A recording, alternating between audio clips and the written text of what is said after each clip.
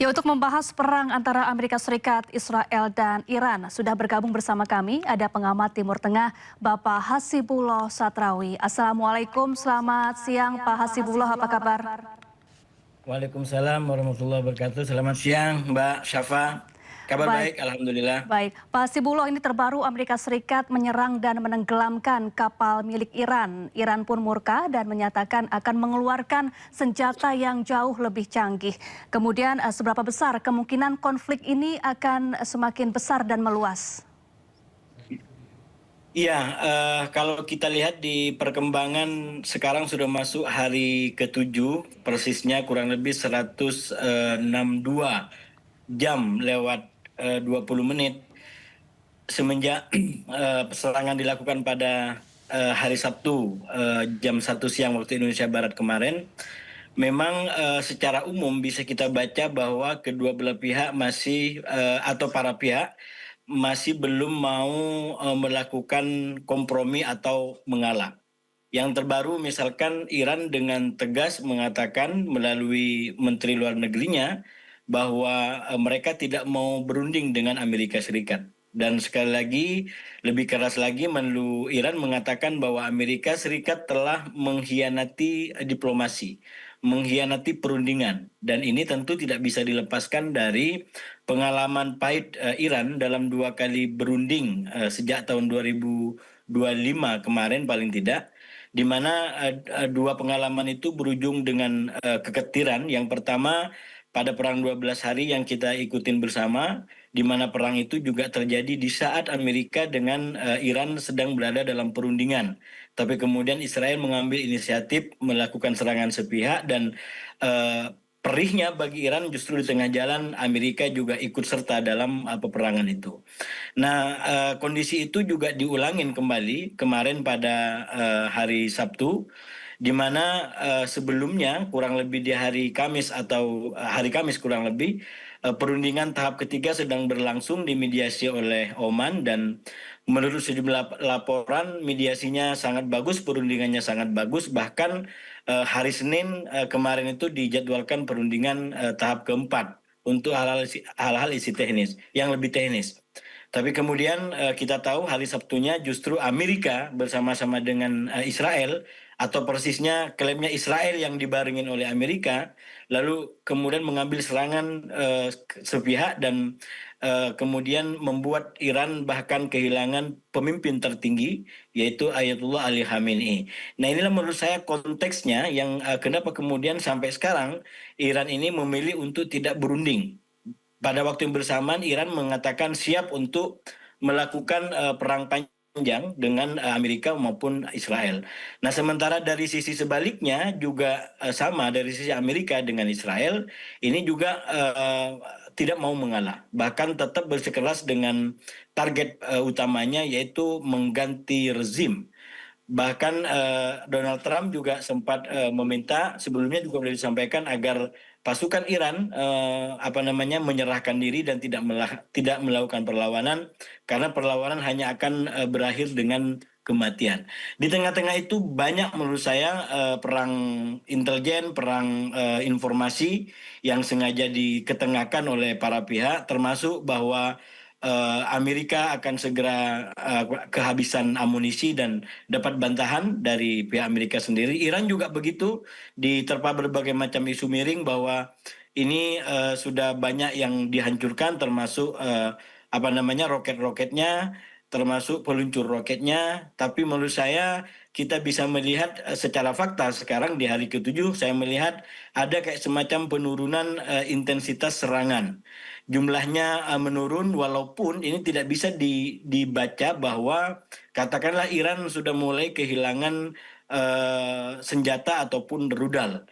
Karena sekali lagi retorikanya ataupun pernyataannya masih sangat keras. Jadi sangat mungkin ini adalah sebuah taktik, ya, sebuah taktik untuk menghadapi hari-hari yang lebih panjang lagi. Terlebih lagi dalam 2 hari terakhir itu kemudian sudah mulai berkembang isu bahwa kemungkinan perang darat paling tidak dipertimbangkan, terutama dari versi Israel. Kalau dari Amerika secara informasi masih apa namanya cukup jauh dari pertimbangan operasi darat, tapi Israel diberitakan terus membujuk apa namanya kelompok Kurdi, terutama di perbatasan dengan Iran atau yang di dalam Iran, untuk ikut serta dalam penyerangan ini, bahkan mungkin bisa melakukan kayak semacam operasi darat di Iran. Demikian, Mbak. Baik, Pak Sibuloh, ini Iran juga kan menyerang aset-aset dan juga pangkalan militer milik Amerika Serikat di negara-negara kawasan Teluk. Kemudian menurut prediksi Anda, Pak Sibuloh, bagaimana kondisi Timur Tengah dalam beberapa hari atau beberapa pekan ke depan?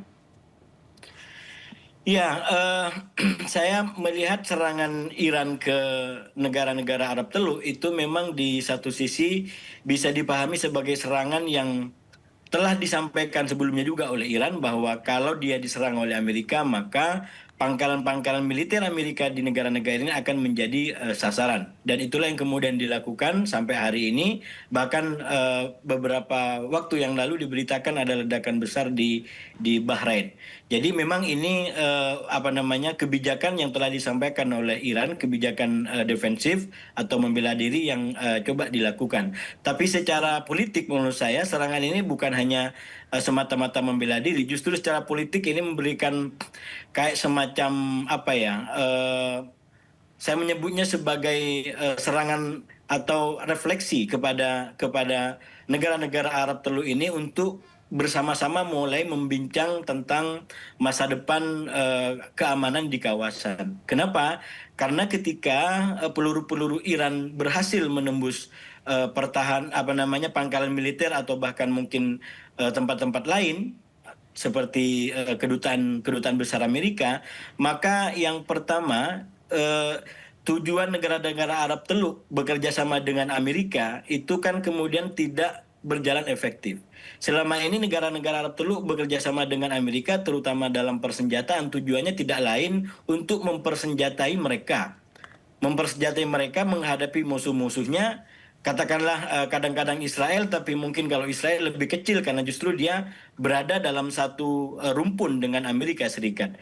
Berarti kalau dianggap musuh ya mungkin adalah Iran, walaupun dalam beberapa tahun terakhir Teluk terutama melalui Arab Saudi juga melakukan rekonsiliasi dengan Iran. Jadi yang pertama memang diharapkan ada kayak semacam perlindungan secara persenjataan dengan bekerja sama dengan Amerika. Dan yang kedua, ketika mereka diserang dan rudal-rudal Iran berhasil menembus mereka, maka maknanya efektivitas daripada perlindungan persenjataan ini patut dipertanyakan. Padahal sekali lagi perang sekarang sudah didahului dengan pengiriman sejumlah pasukan dan armada tempur Amerika Serikat ke Timur Tengah. Tapi kemudian ketika Iran menyerang pangkalan-pangkalan militer Amerika di negara-negara ini, bahkan kedutaan besarnya termasuk di Arab Saudi, itu ternyata bisa menembus dengan sempurna. Nah, oleh karena itu ini menjadi sebuah apa namanya kayak semacam refleksi, serangan reflektif bagi negara-negara Arab Teluk ini, untuk paling tidak bagi saya yang saya sebut sebagai redefinisi kembali siapa lawan maupun kawan gitu.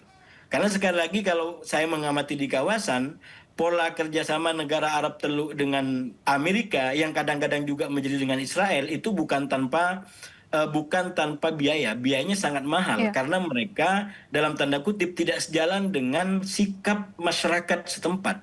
Sikap masyarakat setempat tidak ragu, paling tidak saya beberapa kali berkunjung ke sana, mereka bersama dengan Palestina dan mereka mengecam apa yang dilakukan Israel. Bahkan dalam perang-perang tertentu mereka juga mengecam Amerika, terutama dalam kasus penyerangan Irak pada tahun 2003.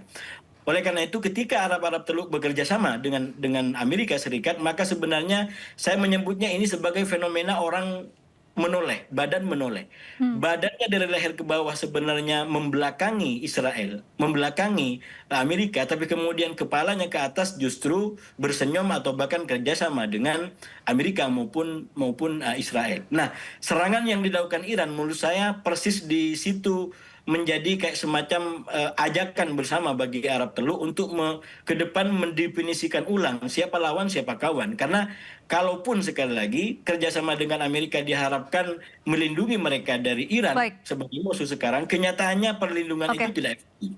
Dan kalau kita lihat intensitas serangan, itu justru lebih banyak yang memporak-poranda Arab Teluk daripada Israel. Nah, ini Baik, juga bisa baik. dipahami dalam konteks level pertemanan di koalisi Amerika di antara Israel dan non-Israel, di mana Israel selalu nomor satu, tapi kalau yang lain itu tidak mampu mencapai level teman nomor satu bagi Amerika. Baik, Dan Pak inilah Hasibuloh, juga yang kita sekarang tahan terjadi. dulu sejenak. Kita harus simak terlebih dahulu informasi berikut ini. Pemirsa, saling serang antara Amerika Serikat, Israel dengan Iran menjadi ajang unjuk kekuatan tempur ketiga negara.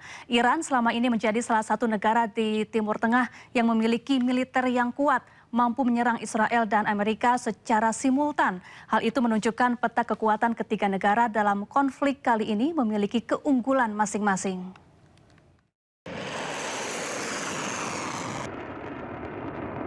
Ah, look how you run. Listen to that sound.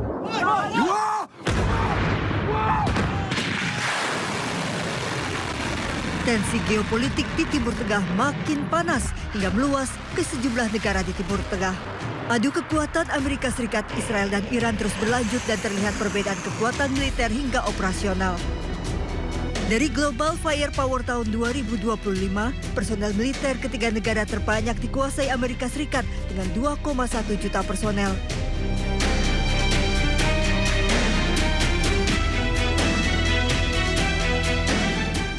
Sementara kekuatan darat, kekuatan laut, serta kekuatan udara dan nuklir masih dikuasai Amerika Serikat.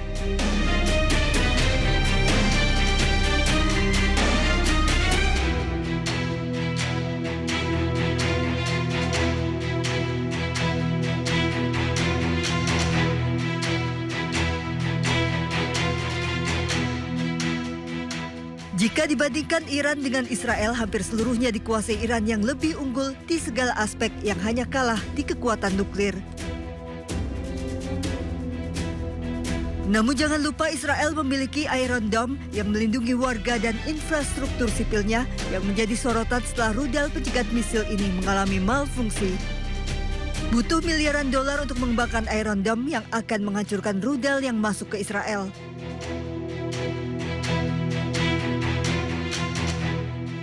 Setidaknya Israel memiliki 10 baterai Iron Dome yang tersebar di sejumlah wilayah.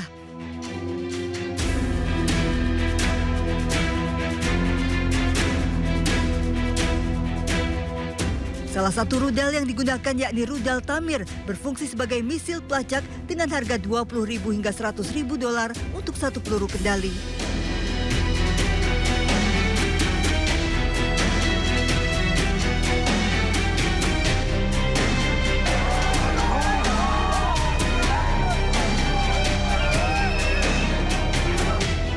Sistem pertahanan canggih ini ternyata juga punya kelemahan yang diduga memiliki titik jenuh yang tidak mampu menahan rentetan serangan simultan seperti yang diduga gagal menangkal serangan rudal Iran.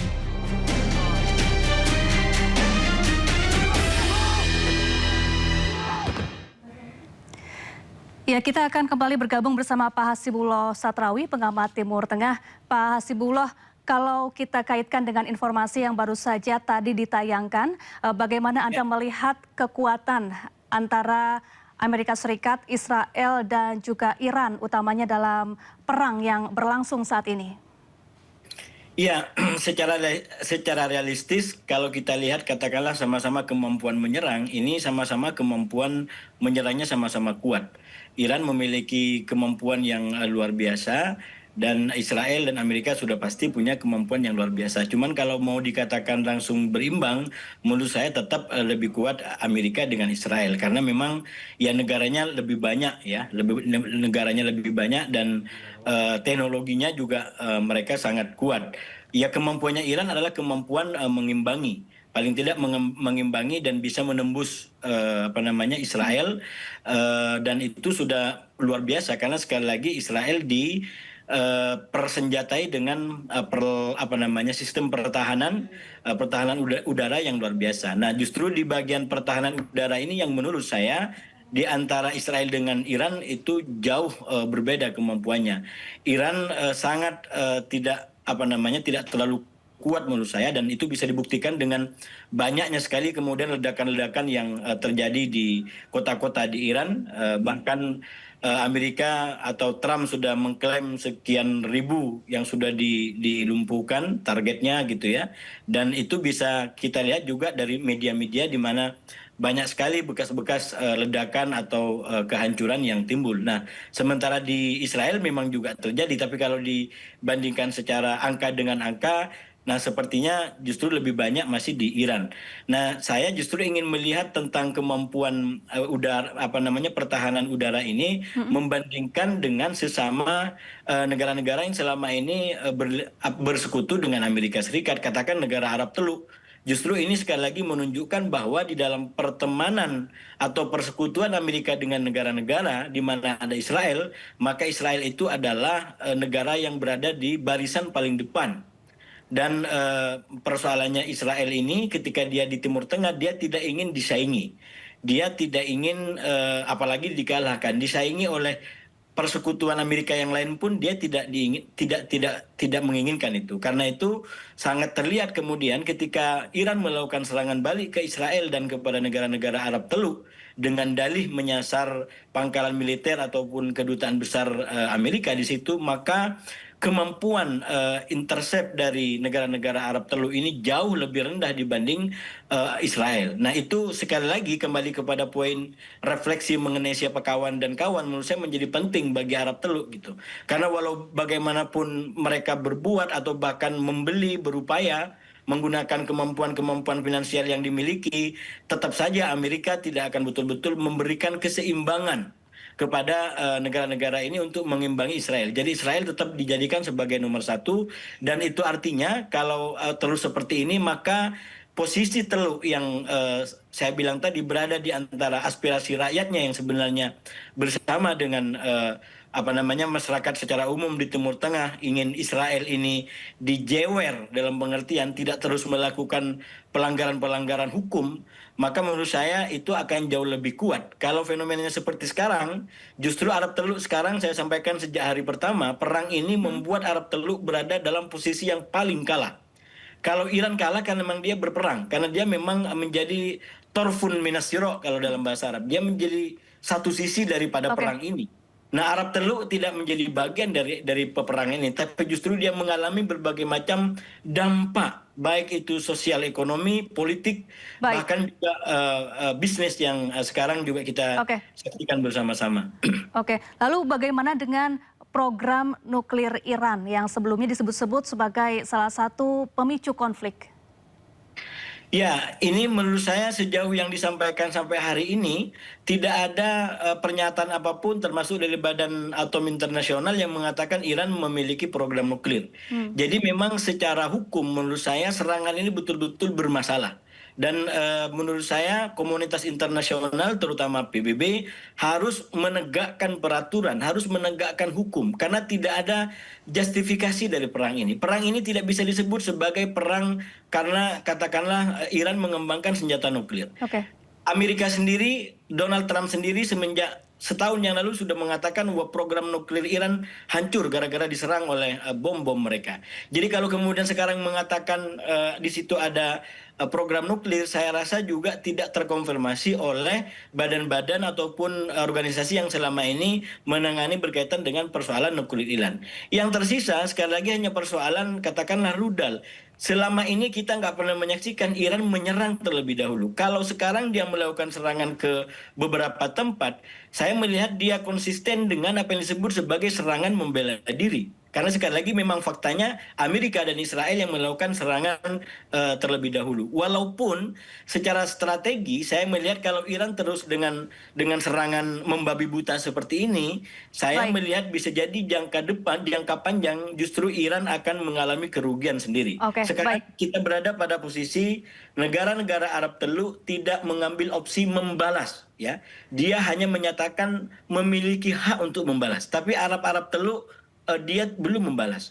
Kalau nanti dia betul-betul membalas, terima kasih Pak Hasibullah Satrawi, pengamat Timur Tengah. Sayang sekali waktu kita terbatas. Terima kasih, selamat beraktivitas kembali dan salam sehat.